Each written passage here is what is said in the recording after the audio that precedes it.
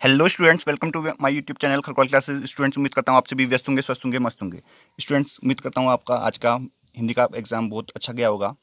अब आपका next exam विज्ञान का है, तो हम लाए हैं आपके लिए 2018 का क्वेश्चन पेपर का सॉल्यूशन। पहला क्वेश्चन है इसमें, देखिए। इस प्रश्न के प्रत्येक खंड के उत्तर में 4 विकल्प दिए हैं, बता रहे हैं। सही विकल्प अपने उत्तर पुस्तिका में लिखिए। पहला क्वेश्चन है, साधारण नमक का रासायनिक सूत्र। आपको पता होना चाहिए स्टूडेंट्स, साधारण नमक का जो रासायनिक सूत्र होता है वो होता है NaCl। ठीक है, तो जो क का आंसर पहला वाला हो गया। ठीक है, फर्स्ट। किसी विलयन का पीएच मान 7 है, यह विलयन होगा। आपको बताइए स्टूडेंट, जो पीएच मान 7 होता है तो विलयन कैसा होता है? उदासीन होता है स्टूडेंट, है ना। 7 से कम वाला अम्लीय होगा और 7 से अधिक वाला क्षारीय होगा। अब नेक्स्ट क्वेश्चन देखिए, निम्नलिखित में से कौन सा पादप हार्मोन है? ठीक है स्टूडेंट्स, तो इसमें जो है साइटोकाइनिन जो होता है आपका, वो पादप हार्मोन होता है स्टूडेंट्स। ठीक है, और चौथा क्वेश्चन है, घ वाला जो है, प्रतिरोध का मात्रक है। आपको बताइए प्रतिरोध का जो मात्रक होता है वो ओम होता है स्टूडेंट्स। और अगला क्वेश्चन देखिए, एक उत्तल लेंस की फोकस दूरी 20 सेंटीमीटर है, लेंस की क्षमता है। ठीक है स्टूडेंट्स, तो ये वाला क्वेश्चन मैं सॉल्व करवा देता हूँ स्टूडेंट्स, कैसे करेंगे करके देखिए आप।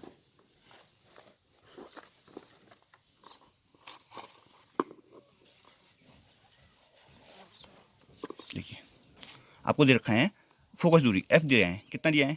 20 सेंटीमीटर। इसको आप मीटर में बदलेंगे स्टूडेंट्स। क्यों बदलेंगे मीटर में? इसलिए बदलेंगे क्योंकि आपको पता है जो क्षमता P इक्वल टू होता है 1/F होता है, वो भी किस में होता है? मीटर में।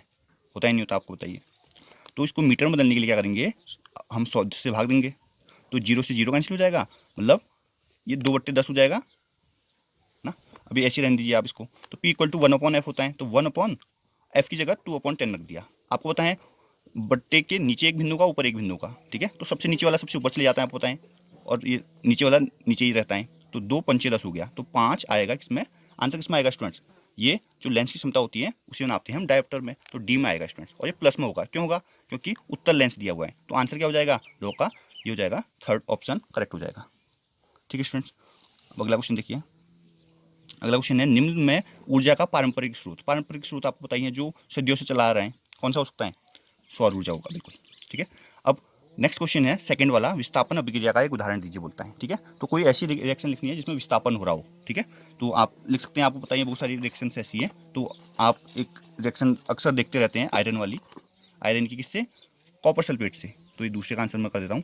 आयरन मतलब Fe plus copper sulphate CuSO4, क्या हो जाएगा? FeSO4। क्यों हो जाएगा FeSO4? इसका एक क्वेश्चन और आता है, FeSO4 प्लस कॉपर। ठीक है, अब स्टूडेंट्स क्या हुआ इसमें? आयरन ने की संकरता श्रेणी में स्थान ऊपर होने के कारण आयरन ने क्या कर दिया? कॉपर सल्फेट में से कॉपर को हटा दिया, प्रतिस्थापित कर दिया, विस्थापित कर दिया, तो आयरन सल्फेट बन गया। ठीक है, इसका एक अलग टाइप का क्वेश्चन भी पूछा जाता है कई बार। क्या पूछा जाता है कि जो कॉपर सल्फेट का विलयन में अगर लोहे की डुबोई जाए तो उसका विलयन का रंग चेंज कैसे हो जाता है ना। आई थिंक नीले से हरा हो जाता है स्टूडेंट, है ना। इसलिए हो जाता है क्योंकि कॉपर सल्फेट का विलयन का रंग नीला होता है, और आयरन से अगर रिएक्शन करते हैं अपन तो क्या होता है? आयरन कॉपर सल्फेट में कॉपर को विस्थापित कर देती है और आयरन सल्फेट बन जाता है, जिसका रंग हरा होता है। क्लियर है? ऐसा करके आप आंसर लिख सकते हैं। अब तीसरा क्वेश्चन देख लेते हैं अपन, क्या बोलता है तीसरा क्वेश्चन। देखिए स्टूडेंट, एक जंतु हार्मोन का उदाहरण दीजिए जो पीयूष ग्रंथि से स्रावित होता है। तो यहाँ पर बोल दिया है पीयूष ग्रंथि से स्रावित होने वाला, तो आपको पता होना चाहिए पीयूष ग्रंथि से जो जंतु हार्मोन स्रावित होता है वो है थायरोटोपिन। कौन सा है स्टूडेंट? थायरोट्रोपिन। लिख देते हैं मैं यहाँ पर, कौन सा है? तीसरा क्वेश्चन है, तो इसका आंसर हो जाएगा थायरोट्रोपिन।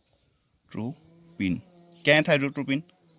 थायरोट्रोपिन है जंतु हार्मोन का उदाहरण जो पीयूष ग्रंथि से स्रावित होता है। अब चौथा क्वेश्चन है, विद्युत चुंबकीय प्रेरण को परिभाषित कीजिए। तो विद्युत चुंबकीय प्रेरण को कैसे परिभाषित करेंगे आप? देखो, जब किसी बंद परिपथ से संबंधित चुंबकीय फ्लक्स में परिवर्तन होता है तो उस परिपथ में एक विद्युत वाहक बल प्रेरित होता है स्टूडेंट्स, है ना।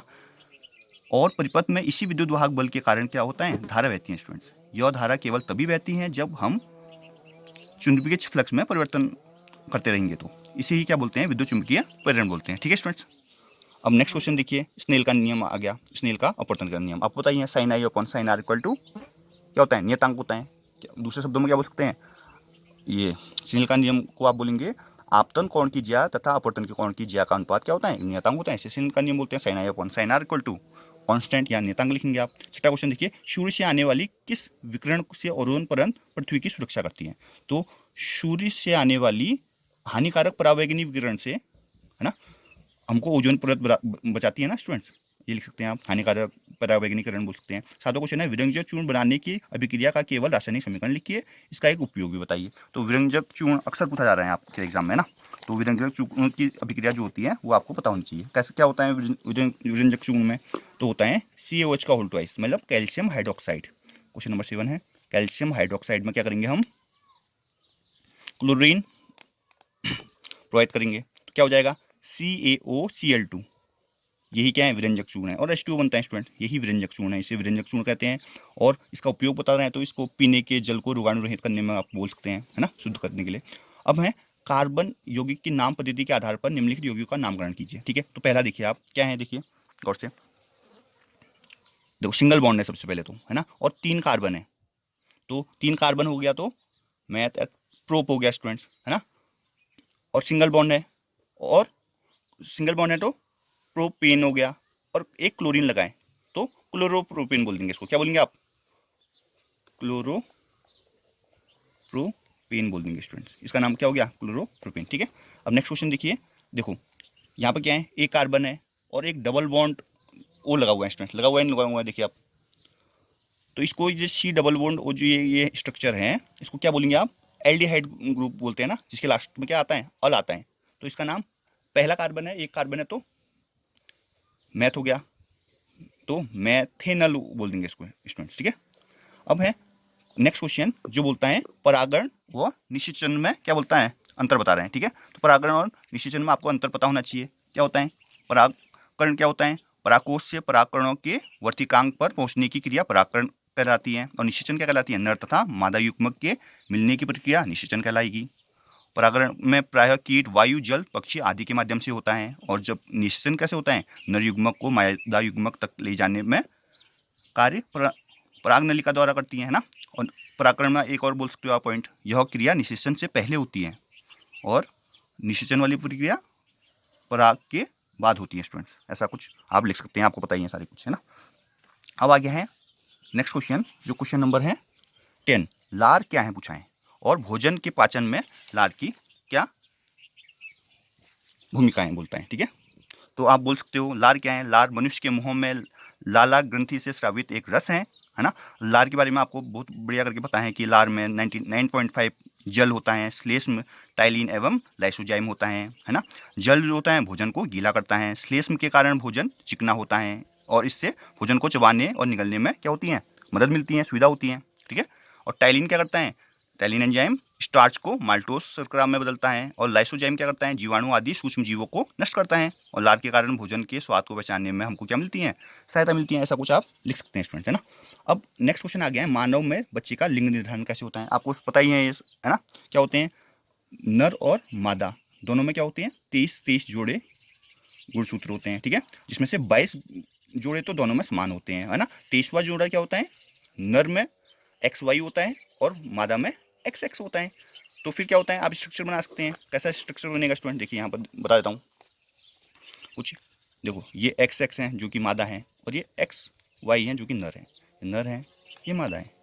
ठीक है, अब नर मादा ने दिया X और नर ने भी X दिया, तो यहाँ पर XX हो गया, तो संतति क्या हो गई, मतलब शिशु, मतलब मादा शिशु हुई, है ना। और जब X मादा ने दिया, मादा तो X दे सकते हैं, Y दिया तो यहाँ पर XY हुआ, और क्या हो गया, यहाँ पर नर संतति का जन्म हुआ। या यहाँ पर मादा को आप लड़की बोल सकते हैं, और यहाँ पर लड़का बोल सकते हैं आप, और ये पूरा आप लिख सकते हैं, डिटेल में आपको बताइए स्टूडेंट्स, है ना।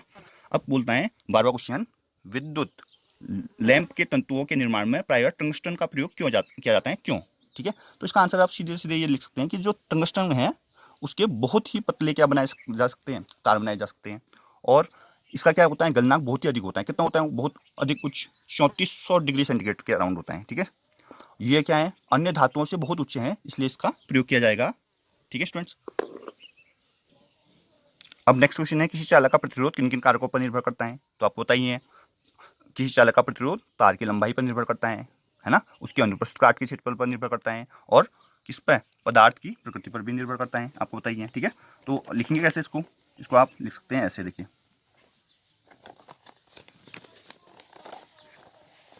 देखो, जो पदार्थ की प्रकृति होता है उसका क्या होता है, डायरेक्टली प्रोपोर्शनल होता है, अनुक्रमानुपाती होगा। तो कहने का मतलब ये है, प्रतिरोध मतलब आर, डायरेक्टली प्रोपोर्शनल तो क्या होता है, चालक की तार की लंबाई के अनुक्रमानुपाती, और इन्वर्सली प्रोपोर्शनल क्षेत्रफल के।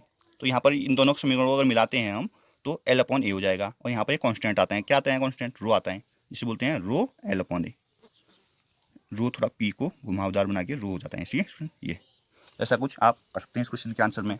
ठीक है, अब 14वां क्वेश्चन आ गया है, क्या बोलता है, प्रकाश के स्पेक्ट्रम से आप क्या समझते हैं, बोलता है ना, और स्पेक्ट्रम के किस रंग का विचलन सबसे अधिक व किसका सबसे कम होगा, बोलता है। ठीक है, तो आप प्रकाश का स्पेक्ट्रम किसे बोलेंगे, जब श्वेत प्रकाश की किरण प्रिज्म से गुजरती हैं, है ना, तो वह अपने क्या होती है, मार्ग से विचलित हो जाती है। ठीक है, इसी ही क्या बोलेंगे आप, प्रकाश का स्पेक्ट्रम बोल देंगे, है ना। सबसे अधिक विचलन किस प्रकाश का होता है स्टूडेंट्स, सबसे अधिक विचलन होता है बैंगनी प्रकाश का, और सबसे कम विचलन किसका होता है, सबसे कम होता है लाल प्रकाश का, है ना, और जो बाकी के रंग है वो इनके बीच में होते हैं, आपको बताइए। ठीक है, 15 क्वेश्चन है, नवीकरणीय तथा अनवीकरणीय ऊर्जा स्रोत से क्या अभिप्राय है, एक एक उदाहरण दीजिए। ठीक है, नवीकरणीय है, आपको बताएं जो सदियों से चले आ रहे हैं स्टूडेंट्स, है ना, समाप्त नहीं होते हैं, एक बार यूज करने के बाद समाप्त नहीं होते हैं, है ना, और इसके एग्जाम्पल क्या हो सकते हैं, सौर ऊर्जा आप एग्जाम्पल दे सकते हो, है ना, पवन ऊर्जा दे सकते हो, और अनवीकरणीय ऊर्जा स्रोत जो एक बार यूज करने पर समाप्त हो जाते हैं, जैसे कोयला पेट्रोलियम के एग्जाम्पल दे सकते हो आप, है ना।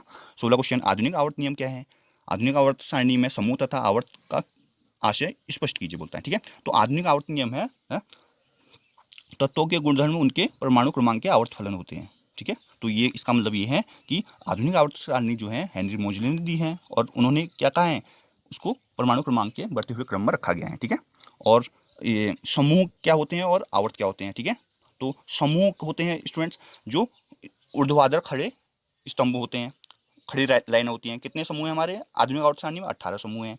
और आवर्त किसे बोलते हैं, जो क्षैतिज रेखाएं होती हैं, मतलब तिरछी वाली जिन्हें बोलते हैं हम, है ना। कितने आवर्त हैं, 7 आवर्त हैं स्टूडेंट्स, है ना। मिश्र धातु क्या होती है पूछा गया है, तो मिश्र धातु 2 या 2 से अधिक धातुओं को मिलाने से प्राप्त समागम मिश्रण को बोलेंगे। और 2 उदाहरण दीजिए, बोलता है ना, तो क्या बोल दोगे आप, जैसे कॉपर जिंक को मिला के पीतल बनता है, ऐसा कुछ एग्जाम्पल दे सकते हैं आप, है ना। 2 धातुओं के नाम बताइए जो प्रकृति में मुक्त अवस्था में पाए जाते हैं, आपको ये पता ही है, क्या है, सोना चांदी। ठीक है, अब अथवा में देखो क्वेश्चन दिया है, एक धातु अधातु, एक अधातु x 2 भिन्न भिन्न रूपों y और z में रहता है। y एक कठोरतम प्राकृतिक पदार्थ है, जबकि z विद्युत का एक अच्छा चालक है। x y z को पहचानिए। तो स्टूडेंट्स इसमें आपको बताना होगा कि पहले तो अधातु है। ठीक है, पहली चीज़ क्या बोल दिया इन्होंने, अधातु है। दूसरा क्या बोला है कि ये जो उसका जो पहला अपरूप है वो है कठोर, और दूसरा क्या है, विद्युत का अच्छा चालक। तो x क्या होगा, x होगा स्टूडेंट्स कार्बन। कार्बन के 2 अपरूप होते हैं, क्या, हीरा और ग्रेफाइट। तो x की जगह में लिखोगे आप, यहाँ पर लिख देता हूँ मैं, x होगा आपका कार्बन, y जो कठोरतम है वो होगा हीरा, ठीक है, और जो z होगा वो होगा ग्रेफाइट। क्यों होगा ऐसा, ऐसा इसलिए होगा क्योंकि देखो x अधातु है, देखो कार्बन अधातु है ना, भिन्न भिन्न रूप में x y और z में पाई जाती हैं, और y वाला कठोर है, देखो हीरा और ग्रेफाइट इसके अपरूप हैं, आपको बताइए, है ना। कठोर वाला हीरा हो गया, और z विद्युत का अच्छा चालक है, देखो, है ना। ग्रेफाइट एक ऐसी धातु है तो विद्युत का चालक भी करती है, देखो आप बताइए, तो इसका आंसर ही हो जाएगा। ठीक है, अब 18वां क्वेश्चन है, क्या होता है, क्या बोल रहा है, क्या होता है जब जिंक की सोडियम हाइड्रोक्साइड से क्या करते हैं हम, क्रिया करते हैं स्टूडेंट्स। ठीक है, तो जिंक की सोडियम हाइड्रोक्साइड से क्रिया करेंगे, तो जिंक मतलब Zn,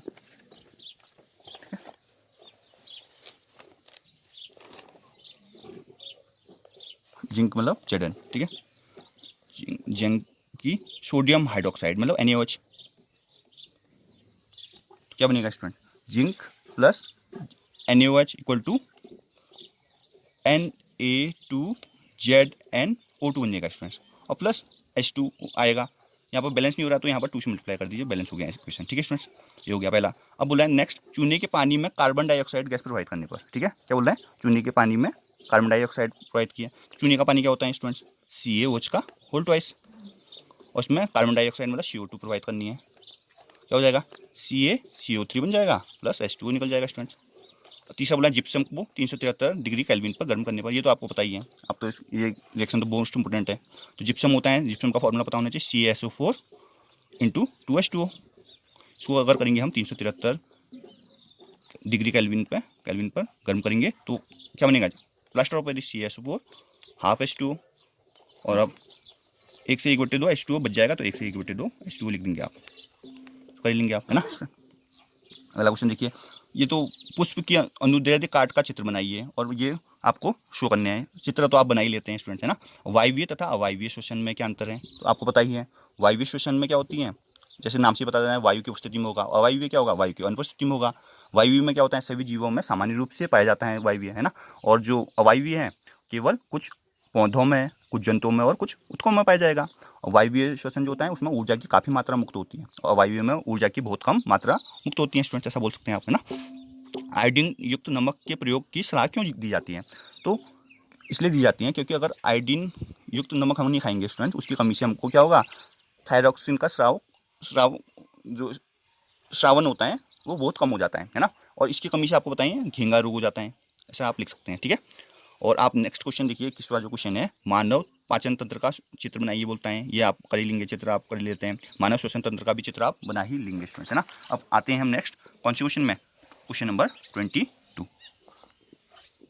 देखिए 22 नंबर क्वेश्चन क्या बोल रहा है स्टूडेंट, कि एक विद्युत बल्ब में क्या बोल रहा है, 220 वोल्ट और 100 वॉट अंकित है, इसका प्रतिरोध क्या होगा। तो इसके लिए फॉर्मूला पता होना चाहिए। कौन सा फॉर्मूला लगेगा स्टूडेंट्स, इसमें फॉर्मूला लगेगा आपको P = V²/R, ठीक है। क्यों लगेगा ऐसा, ये फॉर्मूला मैं बता देता हूँ, देखिए। तो पहले तो आप देखिए दिया क्या है आपको, 200 वोल्ट दिया है, तो V = 200 वोल्ट, और ये देखो वॉट दिया है, P दिया है, ठीक है। आपको पता है P = V²/R होता है, तो आपको R निकालना है, तो R को ले जाइए यहाँ और V² और ये P को नीचे ले आइए। ऐसा कर सकते हैं आप, कर सकते नहीं कर सकते बताइए आप। अब क्या करेंगे आप, वैल्यू रख देंगे, तो R = V² मतलब V स्क्वायर मतलब इसका 200 का स्क्वायर बट्टे P मतलब 100, 200 का स्क्वायर मतलब 200 × 200 बट्टे 100, 2 जीरो से 2 जीरो काट दो, तो 200 × 2 400, 400 क्या प्रतिरोध है R, प्रतिरोध का मतलब क्या होता है, ओम होता है स्टूडेंट्स, तो 400 ओम आ जाएगा। अच्छा ठीक है, ठीक है, 400 ओम आ जाएगा स्टूडेंट्स आंसर। देखिए दोबारा समझा देता हूँ, एक्चुअली दिखा नहीं था।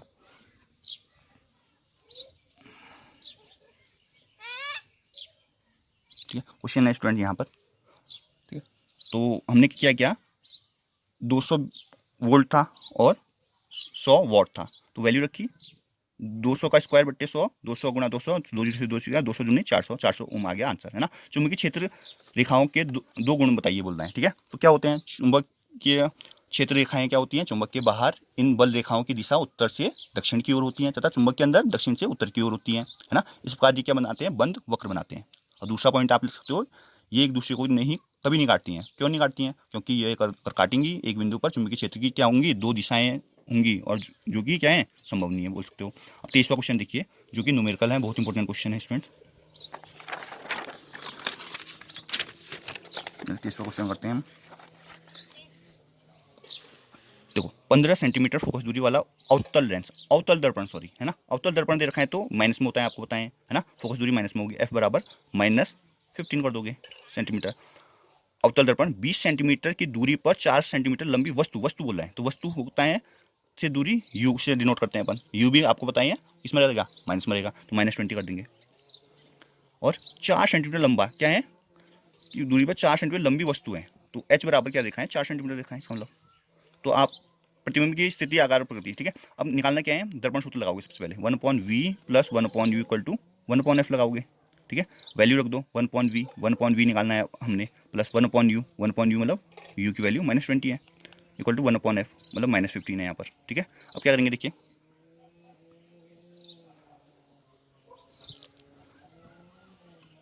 अब दिख रहा है ना, हाँ 1/v ऐसी रहेगा, इक्वल टू पक्षांतरण करेंगे 1/, ये 15 ऐसी, ये देखो स्टूडेंट माइनस में है एक्चुअली, वहाँ जाके प्लस हो जाएगा नहीं हो जाएगा 1/20, क्योंकि प्लस माइनस माइनस ही रहेगा, वहाँ जाके प्लस हो जाएगा, ठीक है।